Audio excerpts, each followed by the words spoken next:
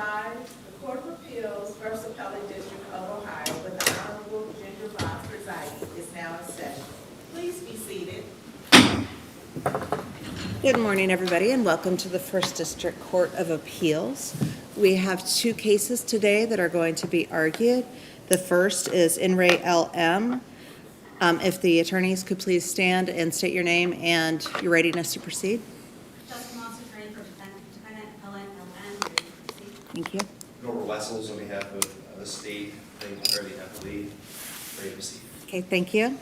And then next we have Health Carousel Travel Network LLC versus Electo Healthcare Services Wheeling LLC et al. Good morning, Your Honor. Matt Chasser on behalf of the appellant.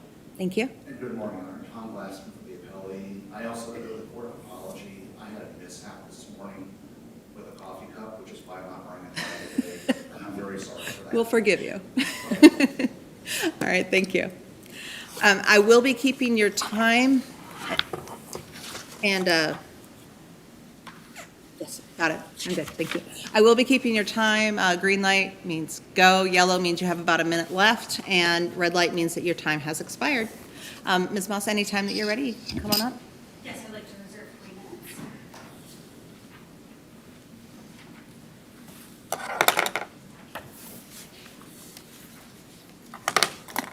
Whenever you're ready. Morning, Your Honors. Mr. Wessels, may it please the court. This case is about LM, who suffered significant injuries after a car accident. As to the first assignment of error, the juvenile court erred in not granting LM's request for competency evaluation when a reasonable basis was provided. And this is an issue of first impression across Ohio under the juvenile competency statutes since they've been enacted. Now, the request for competency evaluation under these statutes only requires a reasonable basis for an evaluation. And you don't even get to having an actual competency hearing unless a competency evaluation is ordered. But there's no specificity as to what constitutes a reasonable basis. But we know from the juvenile rules and the statutes that the rules and statutes have to be liberally construed to effectuate a fair hearing. And here, then that also satisfies due process and fundamental fairness for children. So just to stop you, so there's no definition of reasonable basis, right? Correct. And you're saying there's no court in Ohio that has defined reasonable basis? Not as to, correct, as to these juvenile statutes. Okay, so this is something that we're going to have to figure out what that means? Yes, this court would have to figure out what that means, but we can use case law such as the In Re Harris case that was from before the juvenile statutes to get to what that means and for what this court should look at. So for a reasonable basis, there has to be something more, there should be something more than just, I have concerns. And here, the attorney provided much more than just, I have concerns. So this goes beyond the adult case of Ely, where that was all that was indicated. Well, first of all, there was no presumption of competence because LM had a mental health diagnosis. He was diagnosed with post-traumatic stress disorder and severe depression. But even if there would have been a presumption of competence, that was rebutted by this reasonable basis of these concerns. Do we even care? Counsel, how do these two pieces fit together? So there is built into the statute a presumption of competence for some juveniles, and then there's the reasonable basis standard. If the presumption of competence applies, does the juvenile have to show that they've overcome that presumption in order to meet the reasonable basis standard, or do these two pieces of the statute stand alone? They work together, but they also have to stand alone. You can't have an attorney that is making a mental health diagnosis for a client, and that's really what the juvenile court wanted the attorney to do in this case. So you have the reasonable basis for an evaluation, and then if there's then the competency hearing, then by a preponderance of the evidence that the juvenile is not competent. And it's just not reasonable to require that higher level at the point where you're just requesting a competency evaluation, because we know not all competency evaluations are going to come back as the person being competent. That's the point of the competency evaluation, to have the expert identify various different factors that goes into whether the child can assist in their defense, whether they understand the proceedings. So the presumption piece, that's where I was getting confused. I mean, that doesn't seem to come into play until after an evaluation, and then you have a competency hearing. Correct. Okay, so I guess, so we're just looking at what does reasonable basis mean, and was that shown below? Correct, for just to have the evaluation, which might have come back potentially as him being competent, but it equally might have come back as him not being competent. Okay. And there were concerns from the attorney who had experience working with LM that after this accident, that he had trouble processing information, he was only able to parrot back information, and she felt like he didn't understand what was going on with the proceedings, and that this was a significant change from her experience with him prior to him getting into the accident. She also indicated that his mother also had concerns about his ability to understand. She also explained about his mental health diagnosis of PTSD and severe depression, and indicated that he was also on an IEP. And while it might not have been enough potentially before he got in the accident for her to raise this issue of competency, there certainly was more information after. Additionally, she was not told that he was suffering from hallucinations, that he had been having that for the past 2 years. She wasn't told that before he got into the accident. So, but all of that stuff existed prior to the accident. The council just didn't know about it, right? Correct. And so prior to the accident, council didn't have any concerns about competency. Correct. So what was the big change? So the big change was not only being told this additional information, but also how he was exhibiting after the accident, and potentially that the accident contributed to this inability to then work with her as well as understand what was going on. Was it the brain injury from the accident? Yes. 'Cause, I mean, the fact that council didn't know about all of this other stuff doesn't seem to matter to me. I mean, if he had it, he had it, but he wasn't exhibiting any problems, right, before. So there, to me, the only thing I saw on the record that would be the big change between before and after is this brain injury that he had. So yes, it was a big change. There doesn't have to be a big change, though. So you could raise competency at any point in time if there's a concern about the child's competence, and that's the point in time where his attorney did have a concern. And the discharge instructions from Children's Hospital, so not only did he have to go to the ER, was there for a while, then he was discharged and put in the psychiatric hospital, but they also indicated significant concerns about his inability that he would have trouble with thinking problems, poor memory. Weren't those discharge instructions, though, more generalized? This is what happens after a concussion? They were generalized of the possibilities that could happen, but he also endorsed having several of these issues. And the juvenile court even noted that it was aware that he had persistent symptoms, including headaches and seizures, depression, flashbacks, confusions, and was exhibiting behaviors that made the attorney question whether he understood the proceedings. So the court then put that in their entry that the court was aware of this. So the takeaway we get from Harris is that individuals who are spending more time with the child, such as a parent, guardian ad litem, attorney, may have information to inform the court of concerns about competency. And so in Harris, Before you go on, I was a little bit confused about, did the trial court look at the correct standard? no, they didn't look at the correct standard. They were using the standard before the juvenile competency statutes were put in place about providing, and I bling in the language, having a, it's not reasonable basis, it was a higher standard if in adult court, if a defendant's case was mid-trial. It wasn't a reasonable basis. Okay. Wasn't the court using the standard that you would use at a competency hearing rather than determining whether to give a competency evaluation?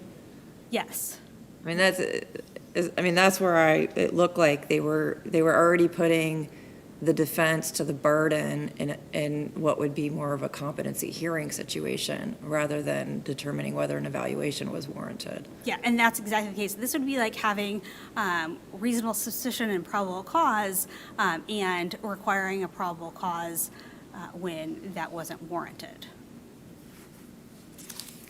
And so with Harris, the court then sent this back for a competency evaluation because competency evaluation wasn't ordered. And that was even though the court asked that child questions similar to what might be asked in adult court to gauge an adult's competency. And when we look at some of the other cases that come out of adult court, those are also significantly different than what we have here, because in cases such as the Hammond case, where the person had a traumatic brain injury similar to LM, had amnesia similar to LM, that individual was given a psychological evaluation by at least 2 psychologists, and then determined that that person was competent. But even though that person was competent, the person was given accommodations during trial, and the trial court then checked in on that defendant, which is not what we have in this case. So what's the remedy here? The remedy would be a remand back to the trial court to allow for a competency evaluation. Does that reverse the guilt finding or the trial, or is it just to send it back just for a competency evaluation? And that's a great question. I think it would have to vacate the adjudication, because we're now a significant time past when this accident happened, when this trial happened, and there's no way to know with those concerns that were going on that he was competent at the time of trial. And so then if he is found competent, then allowing for a new trial where we ensure that he is competent during those trial court proceedings. Is prejudice presumed? I mean, if we determine that the trial court should have ordered a competency hearing, should we presume prejudice? Yes. As to the second assignment of error and to receiving stolen property, there was no evidence here that the nature of the property was actually stolen. There was no questions asked to LM where he got the vehicle. There was no evidence that he stole Rass's vehicle. Otherwise, he would have been charged with grand theft. Isn't the circumstantial evidence enough in this case, though? I mean, there was the part where you put the key was pried off, and he didn't have a license, and it was the same type of vehicle that had been reported stolen. I mean, isn't that enough evidence? We don't believe that the circumstantial evidence here would suggest that Ellen would have known that the car was stolen. First of all, the officer only testified that there were no keys. No keys were found on LM. There was no testimony about any of the officers searching the actual vehicle for keys to determine whether the car was being driven. Additionally, it was very clear that the accident caused the significant damage to the car Ellen was driving. You have wreckage all over the road after that accident, and the airbag had deployed. Counsel, can we focus on the key issue? And I apologize for my voice. So wasn't there testimony that the key piece of the car on the steering wheel had been stripped such that a key wouldn't even go into the steering wheel? Like a key would not have been able to be used in this car? The officer testified to the steering column being stripped, but didn't elaborate on what that meant. And here, this wasn't just Ellen was found in the car or near the car where there wasn't an accident. Because you have such significant damage, even to the front of the car, of whether what the officer observed could have been caused by the accident. There was no pictures of what the officer observed. So that description isn't clear given the nature of the damages to the vehicle. And what about the testimony that people in general will frequently use a screwdriver and a USB cord with this stripping mechanism to sort of hotwire the car and work around the key? Is that enough? Are you saying that this is more of a manifest weight issue as opposed to a sufficiency issue, or how should we approach that testimony? Well, in regard to the screwdriver, so even to the assignment of error as to the screwdriver, there was a case that talked about knowing whether a car was stolen by using a screwdriver, and they could see damage to the screwdriver as if it was used to jimmy the steering column, but that's not the case here. There was no indication of how that was used or if it was used at all in this case. So that doesn't lead to circumstantial evidence of this being stolen property. Your time has expired. Just briefly, Your Honor, as to the third assignment of error, because the court specifically did not make a finding about what LM's actions were, there was no way for the trial court to determine that LM's actions directly and proximately caused the loss to Ms. Rass. And I'll reserve whatever is remaining of my time. Thank you.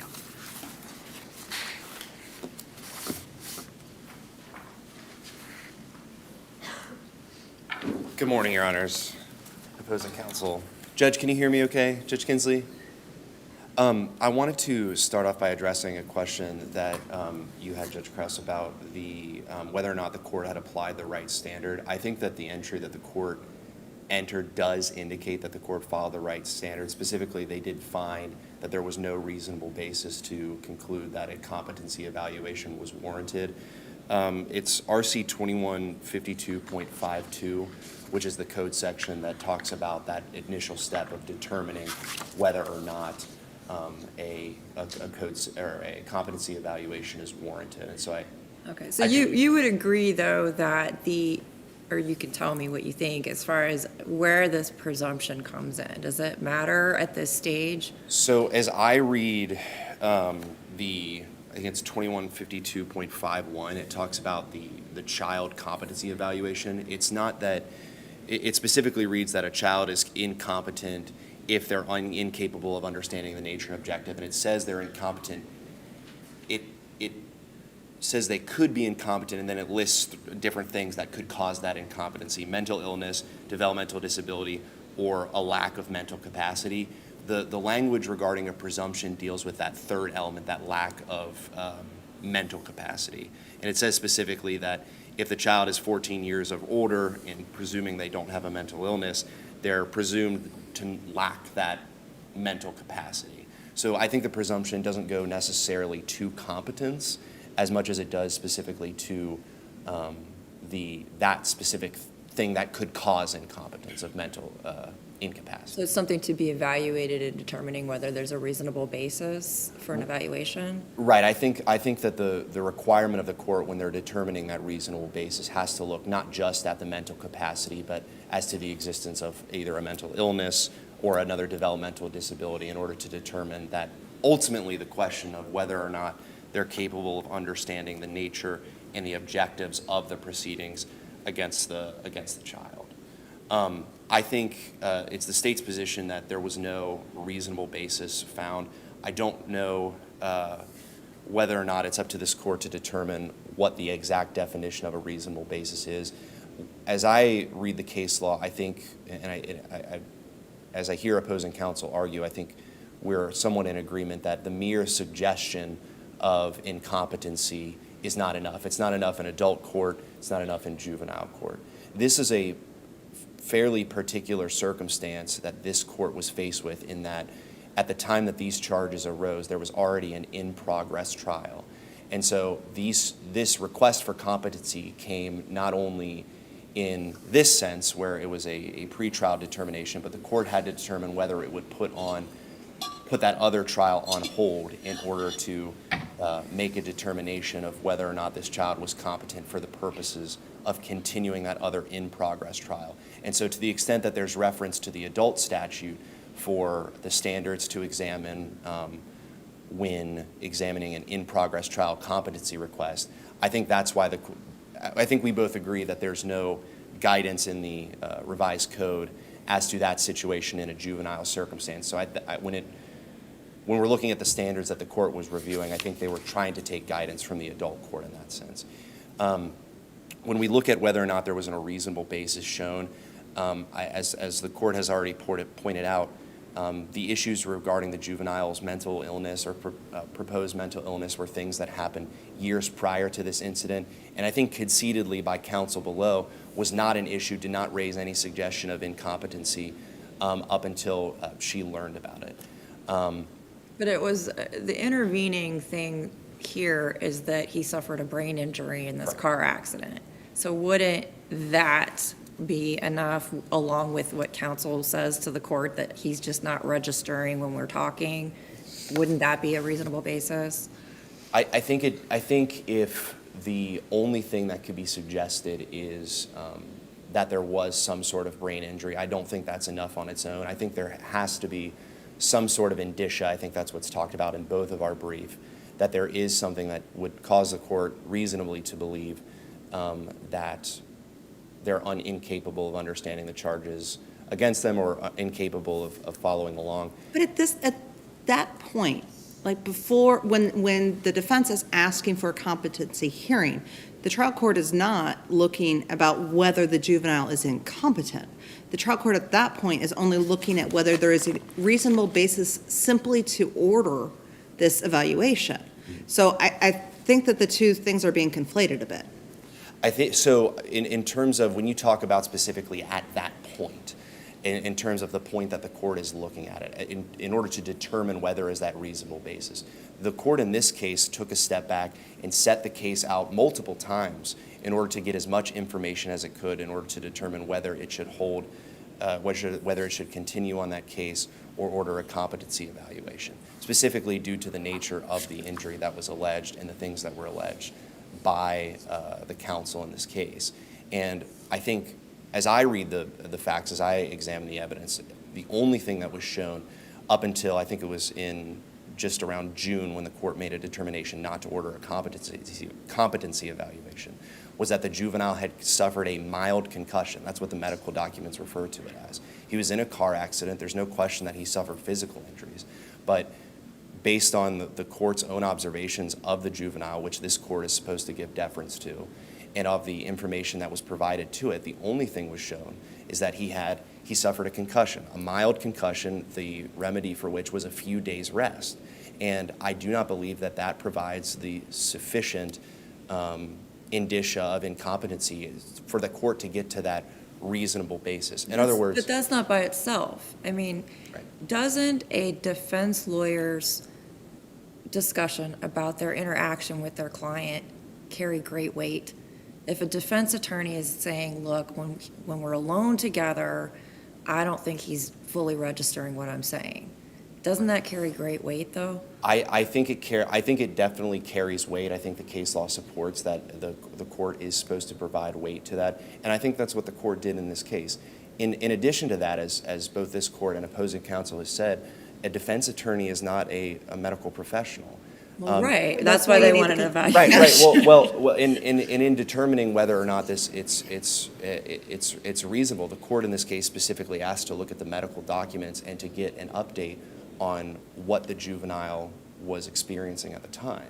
And I think that in consideration of those things, viewing what the defense attorney said in the lens of the medical documents, the court's own observations, what was actually alleged to be causing this, I don't think that the court found that it had not gotten to that reasonable standard. In other words, there was none of that indicia that was required in order to order a competency. So are you saying, so defense counsel has private conversations with their client and says, this is the way he interacts with me, and then the court talks to the client in court and says, oh, he seems fine to me?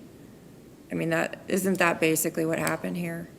I don't think so. Okay. I think my analysis of the case is that the court set out this case multiple times. I think there were 2 continuances in order for the defense counsel to provide some sort of indicia that would require a competency evaluation. And the reason I think that is because this juvenile was involved in this car accident. I think they were in the hospital for 2 weeks. They suffered this concussion. By the time that they had gotten out, they had a hearing with the judge. The judge was able to observe the juvenile and indicated on the record that it didn't notice that anything was actually wrong. And so the court said to the defense counsel, if this is what you're saying, I need to have some more indicia that would require competency. Give me an example of what else defense counsel could have set forth. I think had there been a indication that, for example, the concussion had been more severe, had anything in the medical documents indicated that the juvenile's ability to understand, it's not, I think that there is some amount of burden when you're requesting a competency hearing to show these things. And How high of a bar does the defense have to jump to get a competency evaluation? It's- I mean, a reasonable basis seems like a pretty low bar. I would agree with the court. I think that in this case, upon viewing everything, the court made a determination that there wasn't this sufficient indicia. Where does the sufficient indicia come from? I think it comes from, it's my reliance on case law that's relative from the adult court that are examining the same standard. So I'm not referring specifically to anything from the revised code. I believe it's the state's position that in this case, there was although it was a brain injury, it was not sufficient to cause the court concern, even with what the defense counsel was saying in order to get to that reasonableness standard. I do think that the court properly examined, didn't make a knee-jerk decision based on it took the time to look at least what was provided to it in terms of this request, and I do believe it came to the correct decision. If I could address briefly some of the other assignments of error. With regards to the second assignment of error, I do believe there was, especially considering the weight to which the juvenile court reviewed the evidence, there was sufficient evidence in order to grant an adjudication of both of these charges. Specifically, when it comes to the evidence that the court reviewed, this was the case where the juvenile was found in the driver's seat of the vehicle. The steering column was stripped. They had a USB and a screwdriver on them. I think there is sufficient circumstantial evidence for the court to find that the car was stolen in this case. And there is testimony, I think the officer testified that the screwdriver and the USB is a method of being able to start the car without keys. Correct. The officer testified to that as well. It's my understanding, at least what the officer testified to, that there are a certain number of cars, specifically I believe it was a Kia in this case, that can be accessed, whereby either a delinquent or a criminal would go somehow gain access to the vehicle, pry open the steering column with a screwdriver. There's a little USB port that's in there. You can insert a USB and attach your phone to a USB cord, and that starts the vehicle. There was a lack of keys found in this case. Obviously, the officer was indicating that was the method of access to this vehicle for the juvenile who didn't otherwise have access to this car. Seems it would have been much more simple just for the prosecutor to have matched the VIN numbers or license plate numbers in this case. I would agree. Seems like a major oversight there. That's with respect to matching specifically the alleged victims. Or to make car sure, or just to prove it was a stolen vehicle. Right. But either way, both the magistrate below and the juvenile court both found that there was sufficient evidence to show that the vehicle was stolen and that the juvenile was in possession of that stolen vehicle, which I think is the standard that's required. Well, what about restitution, though? Do you have a more specific question? Yeah, so what Judge Krause just said about wouldn't it have been a lot more compelling had the state matched the VIN numbers instead of, it seems like the restitution order is resting on the one statement on the video where the officer said this was stolen from, I can't remember what neighborhood. It's difficult for me to say exactly what the restitution order is resting on because it wasn't contested below. In order for the court to get to the standard that opposing counsel referenced of determining direct and proximate harm, the court would only have to make that determination if the amount or the restitution order was contested. In other words, because juvenile didn't contest that below, the court never had to make a determination. They, in effect, accepted the state's proposition that Ross was the appropriate victim on this case, and so they have never had to make that determination. Had they had to make that determination, I do believe that there was sufficient evidence in order to determine that. Ultimately, had there been a restitution hearing, it's the state's proposition that and this court has ruled this way in the past, that the state would not have been bound to the testimony at trial in order to determine. If we're talking about direct and proximate cause to the vehicle and whether or not Ross is an actual victim, I think it was assuming that is her vehicle, it was uncontroverted that his use of the vehicle, his being in receipt of the stolen property and causing the crash was a direct result that caused harm to the vehicle. So I do believe she's a victim in that sense. But again, we didn't have a restitution hearing below, And so there was nothing on the record in order to get to those types of questions because it wasn't contested. And just real quick on the first assignment of error on the competency, if we were to agree that there should have been a hearing, what is the remedy? I mean, do we reverse the adjudication, or does it just go back for a hearing? As I stand here today, I'm not exactly sure. I would think that, as I read the case law, it would probably require the court to reverse the. It's a difficult setting because we have at one point we have an in-progress trial that was going on. This case, as it relates to the competency evaluation, it was before the ultimate. It was, I think, when the court reached its decision as to competency, it was 2 months before this case went to trial. Right. So I don't necessarily believe that a reversal is warranted, specifically because of some of the facts that was reviewed. The trial court also said, when making its decision, both in relation to this case and the in-progress trial, that opposing counsel has the opportunity to raise competency if it believes, in regards to this case, that competency is still an issue, and that was never raised. And so I don't know necessarily that a reversal would be warranted. But obviously, if a competency evaluation should have been done and the defendant was deemed incompetent to stand trial with relation to this, it would have to be reversed. Okay, all right. So if we were to determine that the judge should have sent him for a competency eval in this case, what do we do? I don't know the answer as I stand here today. I would think that it would have to be set back for a competency evaluation, but whether or not that would have any bearing on it would have to depend on his state of mind when the actual trial took place, which was, again, months after. Okay. Your time has expired. Are there any more questions from the panel? Okay, thank you.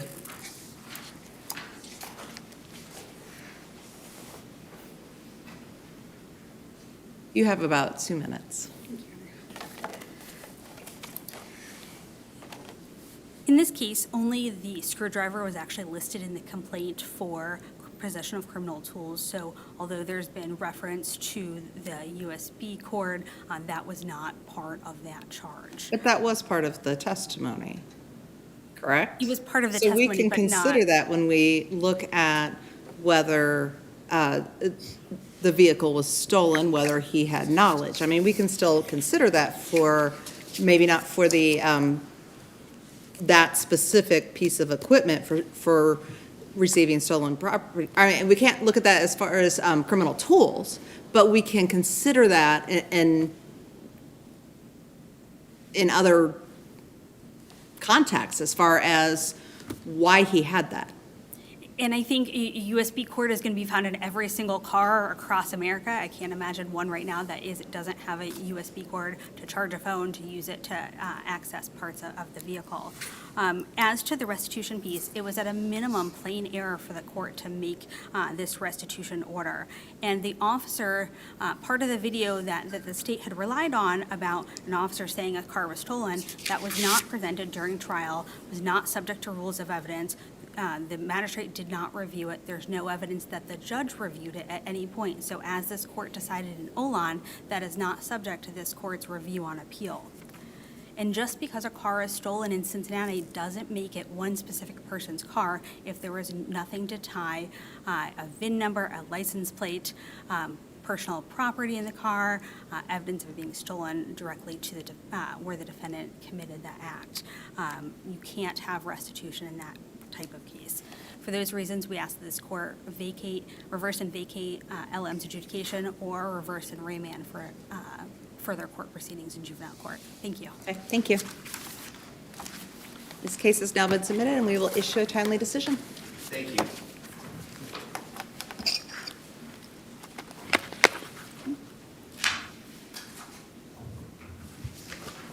If the next two attorneys can come up, please.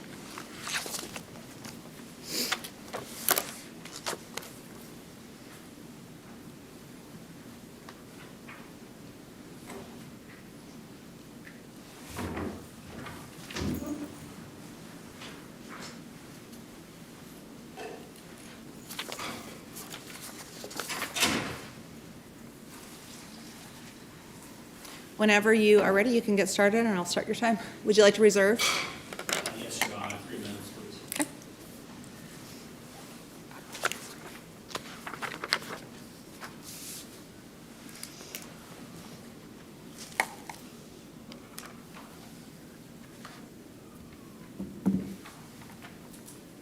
Good morning, Your Honors. May it please the court. Matt Chasser on behalf of the plaintiff and appellant Health Carousel Travel Network, LLC. We are asking that the court today reverse the trial court's decision granting defendant and appellee East Ohio Hospital, LLC's motion for summary judgment for the following reasons. The trial court weighed evidence which is contrary to the summary judgment standard, and the trial court also construed evidence contrary to Health Carousel, which is again contrary to the summary judgment standard. Evidence was presented that appellee's purchase and use of the assets from defendant Electo Martins Ferry constituted a de facto consolidation or merger, or was a mere continuation, so that accordingly we're respectfully requesting that the court reverse the trial court's decision. I'd like to provide a quick background factually about why we're here today, and then go into the two legal issues I think are before the court, which are de facto consolidation or merger as a theory of liability, as well as mere continuation as a theory of liability. Health Carousel is a staffing company. It provides healthcare professionals to healthcare facilities. Defendant Martins Ferry was one of those facilities, and it provided healthcare staffing services and incurred debts as a result, and was owed money as a result. There's no issue that has ever been raised with Health Carousel services, none. But they were never paid for. And the reason that they were not paid for is because defendant Martins Ferry and appellee East Ohio Hospital entered into a transaction that left defendant Martins Ferry insolvent and allowed appellee to obtain the assets and certain liabilities it needed to continue operating the hospital free and clear. Counsel, it seems to me that one of the more difficult facts in this case is the 2-year period of closure of the hospital before it resumed operations. Can you address how that 2-year period of closure plays into the successor liability hallmarks for both de facto merger and business continuation? I'm aware of the trial court's determination that, Your Honor. I think the period is a little long. I think the invoices for Health Carousel concluded in February of 2019, and the supposed asset purchase agreement was closed in May of 2020. So that's really just about a year before those invoices became due between that time period and the time period in which the asset purchase agreement occurred. I do believe there was some ramping up after the asset purchase agreement occurred, primarily with respect to these medical records, which are one of the liabilities that appellee picked and chose through to determine to proceed. But the fact that there isn't, it isn't instantaneous, I don't think changes the conclusion of whether or not a mere continuation or a de facto consolidation and merger occurred. I hope that answered your question. Just to be clear though, so the hospital shut down in February of 2019? Well, I know, Your Honor, that our invoices were dated through February of 2019, which would make them due earliest the end of March 2019, but in all intents and purposes, probably after that. And the asset purchase agreement was entered into in March of 2020. In May of May 2020? May of 2020. So I'm just trying to understand, because we have this person, Albertini, and I'm trying to understand like who he is and his relationship to both of these, and the fact that he left and went and worked out of state and came. I mean, I'm just trying to figure this timeline out. I think it's an important point, Your Honor, because that is the point that I think is one of the instances where the trial court went and construed reasonable inferences against us. So Albertini was an officer of the seller, Electo Martins Ferry. He left Electo Martins Ferry and went to work in Arizona. And then miraculously, he came back. But what was his role when he came back? Was He it, is chief operating officer, I believe, or chief administrative officer. But importantly, in Appalachia, there are only 2 officers. So he's 50% of the new entity as far as the So officer. he has ownership interest. He does not have ownership interest. Okay. He is an officer, but not an owner. We do not have a continuity of shareholders here. Okay. We're readily able to admit that. But the trial court said, well, this 2-year, it focused, in my opinion, on the wrong part of it. This 2-year separation of Albertini shows there was nothing wrong. Now, mind you, the trial court also said this whole transaction, quote, was suspect, and it was, quote, an end run around our system of honoring contractual obligations. And the trial court said it was, quote, trying to repossess a car which has already been stripped of parts. Now, this was after it ruled on summary judgment, but for whatever reason, in the instance with Albertini, the fact of import, the one that would go to the trier of fact, is that he returned. Not that he was gone. Why did he miraculously come from Arizona to Martins Ferry? Well, that's what I was trying to understand, because apparently the hospital was shut down for a period of time. Yes, I believe. So the way I was looking at this, and correct me if I'm wrong, is that he left to go work somewhere else while the hospital was shut down, and then when it reopened, he came back. I believe that's all accurate. Okay. And I believe a reasonable inference from that could go into these elements that we have to show, which is a continuation of the previous business activity and corporate personnel, the immediate or rapid dissolution of the predecessor corporation, or the assumption by the purchasing corporation of all the liabilities ordinarily necessary to continue in the predecessor's business. And those are what have been referred to as the hallmarks of the de facto merger or consolidation, and that is the place where the trial court weighed the evidence. So, counsel, are there any facts in the record as to, or to support the inference that you're making that this, I'm reading into the subtext of your comment about this being a miraculous return to the hospital. And I hear in that subtext that you do not believe this was a coincidence. Are there any facts in the record to support that inference that Albertini had perhaps planned all along to come back to the hospital? Or is this just something that we're to read into what happened?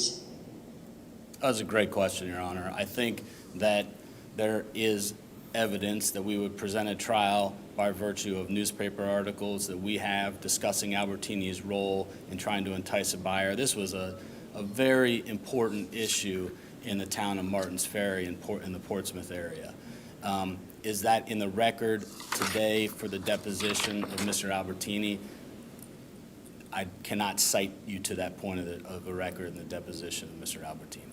I think it is a reasonable inference nonetheless that he didn't come 3,000 miles across the country solely by virtue of the fact that a new job opened up.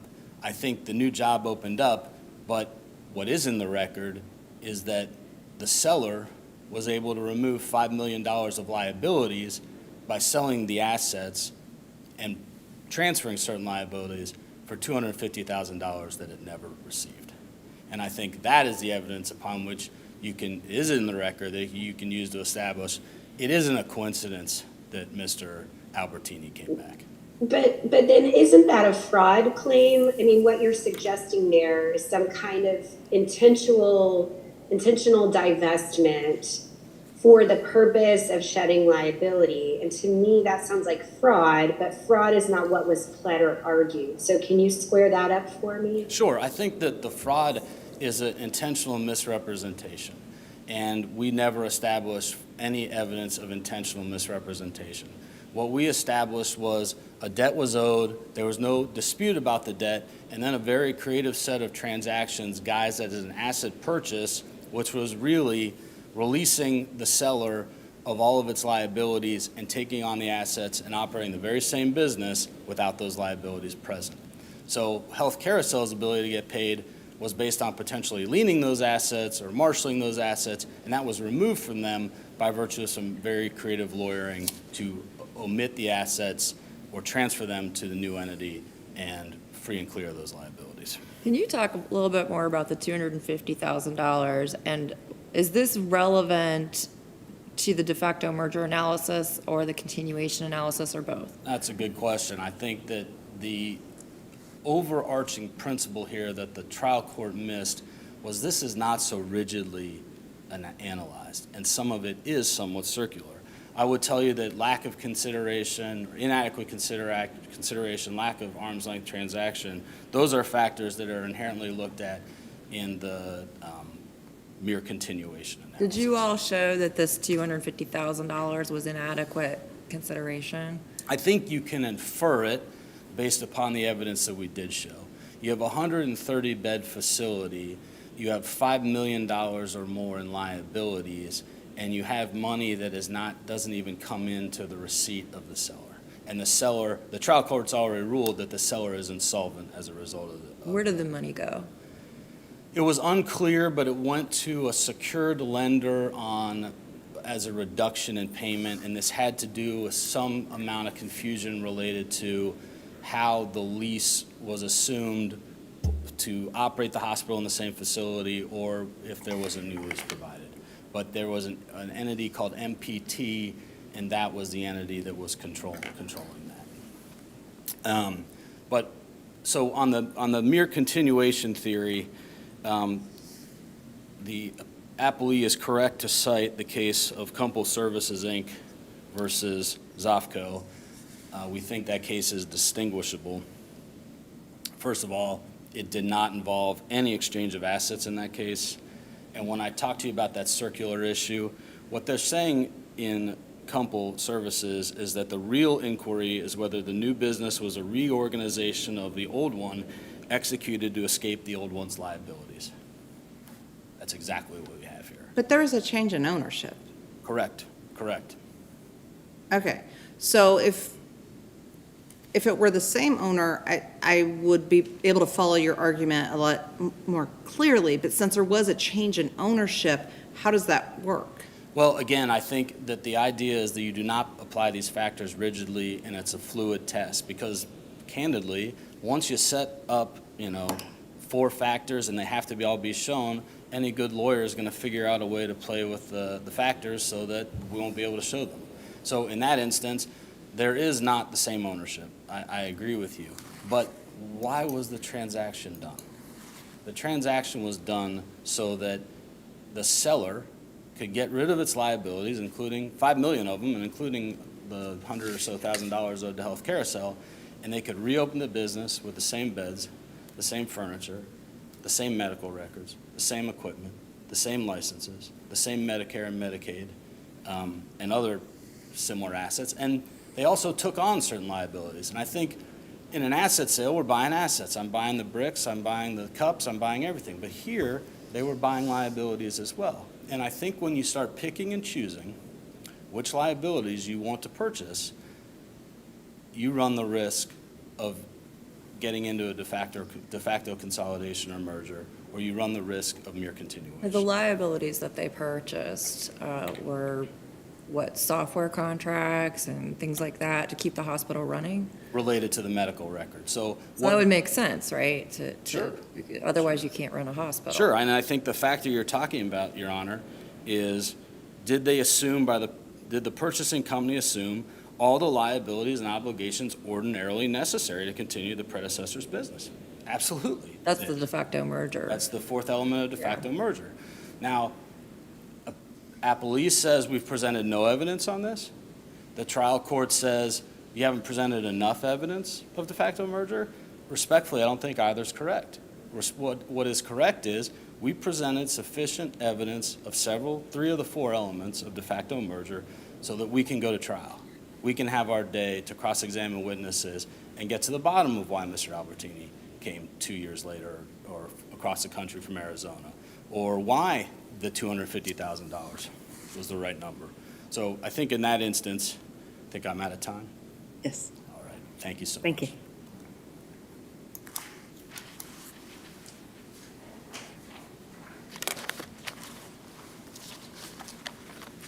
Good morning. Good. And again, I apologize for my wardrobe malfunction. After 31 years, that has not happened to me before.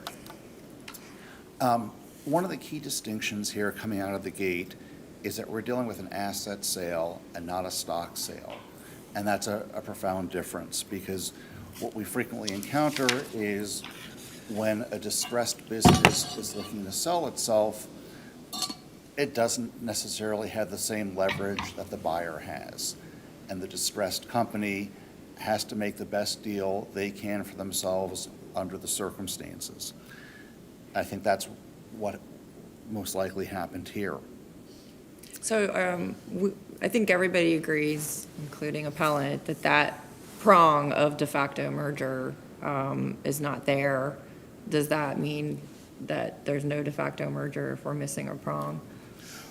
Well, I think the fact that we're dealing with an asset sale, not a stock sale, that is relevant when you look at the mere continuation argument. Okay. That we have a completely different entity with completely different ownership, only one carryover Right. of staff.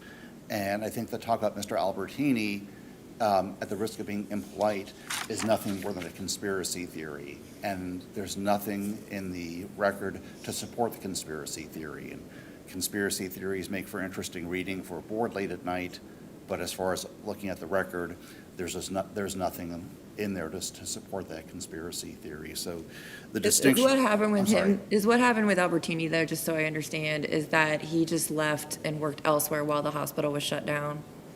That is my understanding. And, my understanding is that he was based in Southeast Ohio, and I think it wouldn't be a conspiracy theory to say somebody wants to come home. I mean, we all do that all the time. And Counsel Albertini was deposed by Healthcare Cell, correct? Correct. And no facts were revealed in that deposition to suggest support for what you're calling the conspiracy theory. That is correct. So when we're looking at the four different exceptions under Welcome for Successor Liability, it's already been established that the first exception and the fourth exception aren't applying here as far as any express agreement to assume the liability or fraud. So we're really focusing on de facto merger and mere continuation. And looking at de facto merger, first of all, we know, for example, it's a different entity. We know it's different ownership. It's still in the healthcare field, but at the same time, a different set of services is being provided. The fact that it's being provided at the same physical location is really immaterial, because when you have a building that's a hospital, when you have somebody who buys it, there's really only a finite number of uses you can use for a facility like that. You can't overnight turn a hospital into an auto plant or a shopping center. I mean, if it's been designed by an architect as a hospital space, that's the most logical use for it. What do you mean by different set of services, though? I thought it was a hospital that was a hospital. The types of healthcare services being provided under the new ownership is different than what was provided by the prior ownership. There is some overlap, but as far as if you walked in the doors today versus, say, 2018, 2019, there's not a complete overlap between the suite of services being offered to patients. But it's functioning as a hospital. Correct. With the same phone number, location, and some of the same employees, right? Yes, as far as, there's been a lot of talk about Mr. Albertini.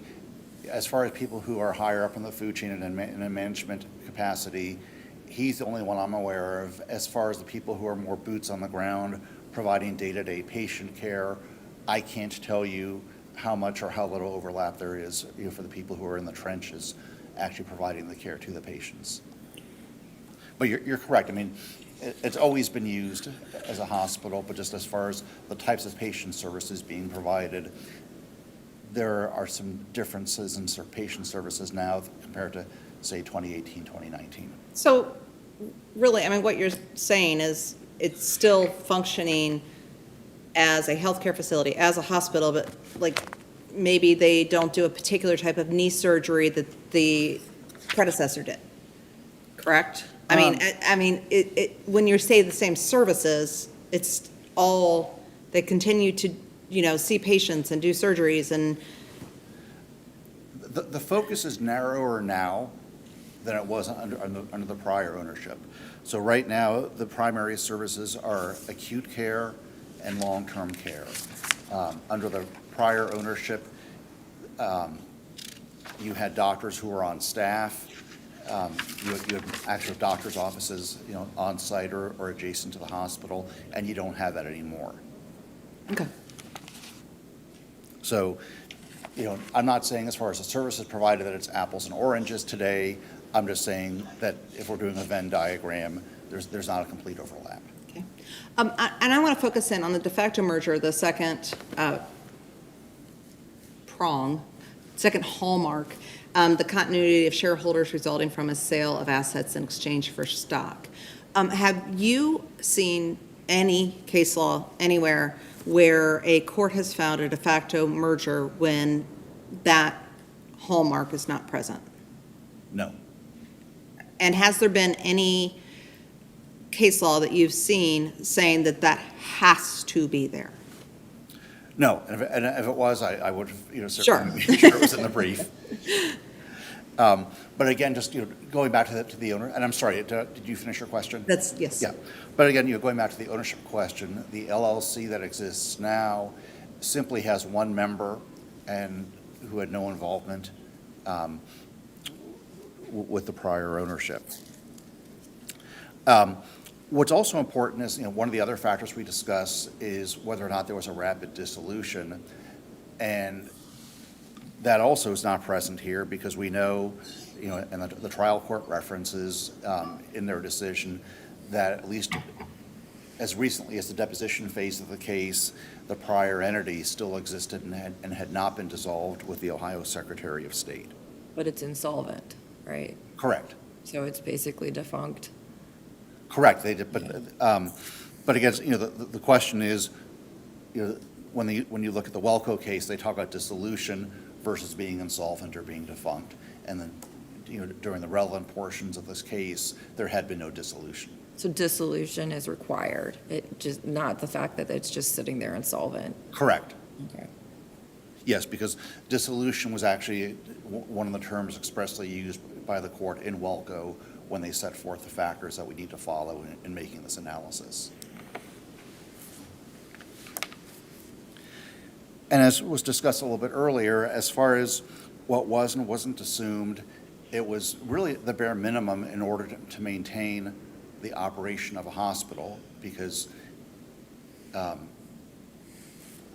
just the tangled web of regulations that hospitals have to go through, whether to be compliant with Medicare, Medicaid, state and federal regulations.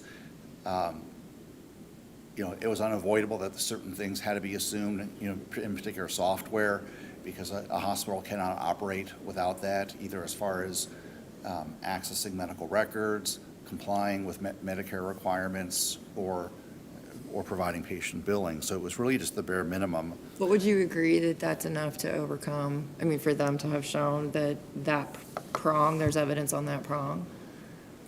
No, because under Welco and Flower and the related cases, the mere fact that some of the liabilities may have been assumed, that's not enough to allow a plaintiff to survive summary judgment. So I think you have to really look at a big picture, and when we look at the big picture here, the assumption of just a few liabilities, that's not enough evidence to get plaintiff to where they need to be.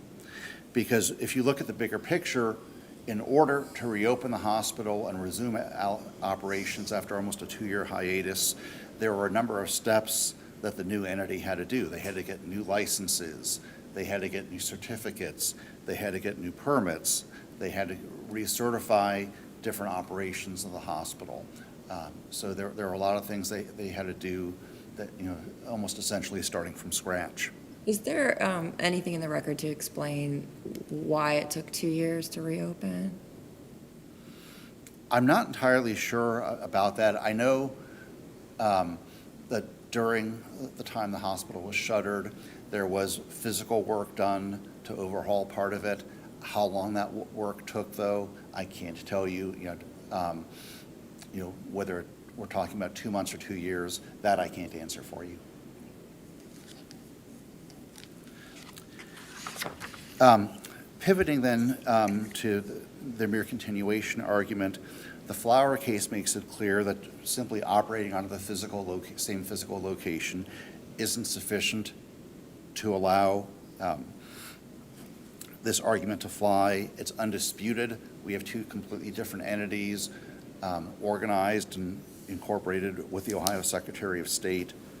And again, not to beat a dead horse, but what we're dealing with here is an asset sale and not a stock sale, and that's of tremendous significance here. That's everything I have this morning. If there are any other questions, I'm happy to answer those. Otherwise, I'll sit down. Okay, thank you. Thank you.